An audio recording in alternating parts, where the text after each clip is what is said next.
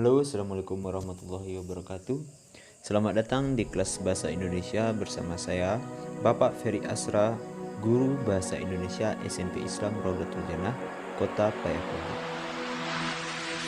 Kali ini kita akan membahas tentang buku fiksi dan buku non-fiksi. Buku fiksi adalah buku yang berisi cerita, rekaan, dan bersifat imajinatif. Rekaan berarti segala hal yang bersifat khayalan atau bersifat fantasi. Buku non-fiksi adalah buku yang berisi informasi yang bermanfaat bagi pembaca. Informasi yang disampaikan dalam buku non-fiksi harus berupa fakta dan data serta dapat dipertanggungjawabkan. Ciri-ciri buku fiksi dan buku non-fiksi. Yang pertama, ciri-ciri buku fiksi. Ciri-ciri buku fiksi yang pertama adalah menggunakan gaya bahasa dan majas. Majas adalah salah satu gaya bahasa yang digunakan dalam sebuah kalimat agar kalimat menjadi lebih hidup atau tidak baku. Contoh, Rudi bekerja sebagai tangan kanan Pak Herman di perusahaannya. Ungkapan tangan kanan pada kalimat itu merupakan salah satu majas yang digunakan dalam sebuah kalimat. Ciri-ciri buku fiksi yang kedua adalah menggunakan kata-kata yang bersifat konotatif. Konotatif berarti kalimat yang digunakan mengandung makna yang tersirat. Contoh, penggunaan kata kamar kecil pada sebuah kalimat. Nah, pada kalimat konotatif, kamar kecil berarti sebuah toilet atau sebuah WC.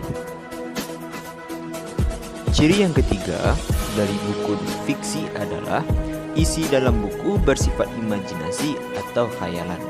Ya, yang namanya buku fiksi atau hasil khayalan, nah sudah barang tentulah isi bukunya bersifat imajinasi atau khayalan.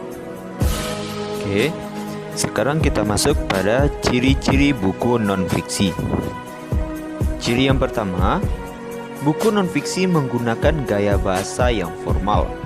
Artinya, bahasa yang digunakan merupakan bahasa resmi yang mudah dipahami dan dimengerti.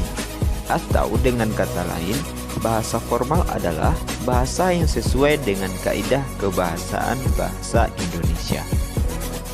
Ciri buku non-fiksi yang kedua adalah menggunakan kata-kata yang bersifat denotatif. Maksudnya, kalimat yang digunakan mengandung arti atau maksud yang sebenarnya.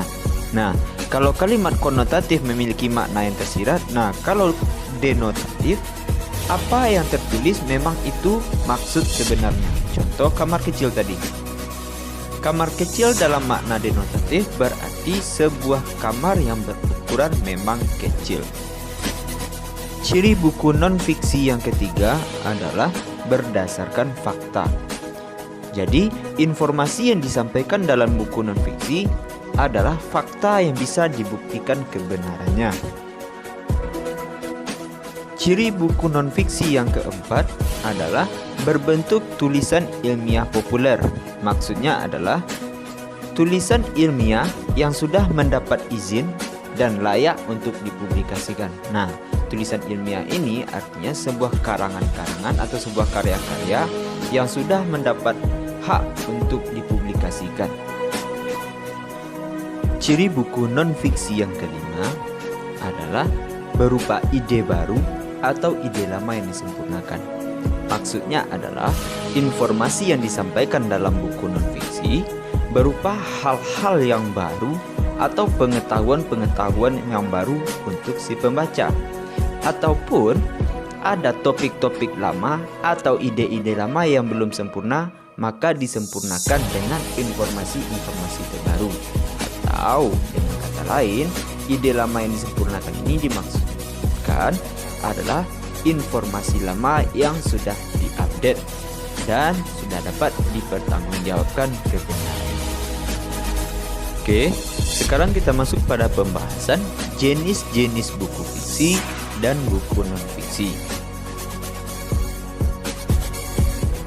Yang pertama, kita masuk pada jenis buku fiksi. Ada berupa novel, roman, kumpulan cerpen, kumpulan puisi, dan drama. Sedangkan jenis buku non-fiksi ada berupa buku pengetahuan, buku keterampilan, dan buku kepribadian. Oke, sampai di sini dulu pertemuan kita kali ini. Assalamualaikum warahmatullahi wabarakatuh.